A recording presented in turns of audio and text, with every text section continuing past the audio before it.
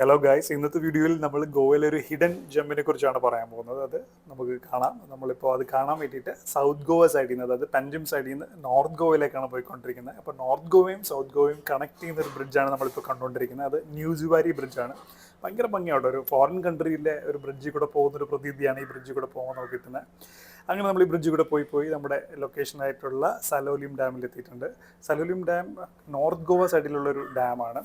അത് നോർത്ത് ഗോവയിൽ തന്നെ ഗുലേലി എന്ന് പറഞ്ഞൊരു റിവറിൻ്റെ എക്രോസ് ഉണ്ടാക്കിയിട്ടുള്ള ഒരു ഡാമാണ്. ഭയങ്കര ഭംഗിയാണ്. സാധാരണ നമ്മുടെ ഗോവയിലെ ബീച്ച് വൈബിൽ നിന്നൊക്കെ വ്യത്യാസമായിട്ട് ഭയങ്കര പീസ്ഫുൾ ആയിട്ടൊരു നാച്ചുറൽ ബ്യൂട്ടിയുള്ളൊരു സ്ഥലമാണ് സലോലിം ഡാം. ഇത് നമ്മുടെ മെയിൻ സെൻറ്ററിൽ നിന്നൊക്കെ കുറേ ദൂരത്ത് ലൊക്കേറ്റ് ചെയ്തിരിക്കുന്നതുകൊണ്ട് തന്നെ അധികം ടൂറിസ്റ്റുകൾ അത് വളരെ കോമൺ ആയിട്ട് പോകാത്തൊരു ഏരിയ കൂടിയാണ് ഈ സലോലിം ഡാം. അതുകൊണ്ട് തന്നെ ഒരു അത്ര എക്സ്പ്ലോർ ചെയ്യപ്പെടാത്തൊരു സ്ഥലമായിട്ട് വേണമെങ്കിൽ നമുക്ക് ഈ ഏരിയയിൽ പറയാം.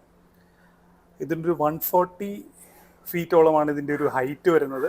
ഇതിൻ്റെ ഒരു പ്രത്യേകത എന്ന് പറഞ്ഞാൽ നമ്മൾ ഈ ഇപ്പോൾ വീഡിയോയിൽ കണ്ടുകൊണ്ടിരിക്കുന്ന അതിൻ്റെ ഒരു സെമി സർക്കിൾ ആകൃതിയിലുള്ള വെള്ളം താഴേക്ക് പോകുന്ന ഒരു സംവിധാനമാണ്. അതാണ് ഇതിൻ്റെ പ്രത്യേകതയും.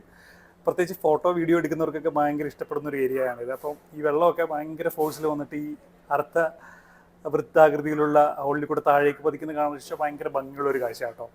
ഇതിനോട് കൂടെ തന്നെ ഇതിൻ്റെ ചേർന്ന് തന്നെ ഒരു ബൊട്ടാണിക്കൽ ഗാർഡനും ചെറിയൊരു ചിൽഡ്രൻസ് പാർക്കും ഒക്കെ അവർ ഉണ്ടാക്കിയിട്ടുണ്ട്. ആ ബൊട്ടാണിക്കൽ ഗാർഡൻ ഇവിടെ മൈസൂരിലെ ബൃന്ദാവൻ ഗാർഡൻ്റെ പാറ്റേണിലാണ് ഉണ്ടായിരിക്കുന്നത്. ഭയങ്കര ഭംഗിയാണ്. ഫോട്ടോസും വീഡിയോസും ഒക്കെ എടുക്കാൻ വളരെ നല്ലൊരു ഏരിയ ആണ്.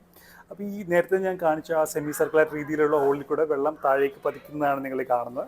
ഇതിൻ്റെ സ്പിൽവേയും ഒരു പ്രത്യേകതയുണ്ട്. ഒരു ഡക്ക് ബിൽ എന്ന് പറയും. അതായത് നമ്മുടെ ഒരു താറാവിൻ്റെയൊക്കെ ചുണ്ടിൻ്റെ ആകൃതിയിലുള്ളൊരു സ്പിൽവേ ആണെന്നാണ് പറയുന്നത്. അപ്പോൾ ഇതിലൂടെ താഴെ ഒഴുകി വരുന്ന വെള്ളം താഴെ ഒഴുകി മണ്ടോവി റിവറിലേക്കാട്ടോ പോകുന്നത്.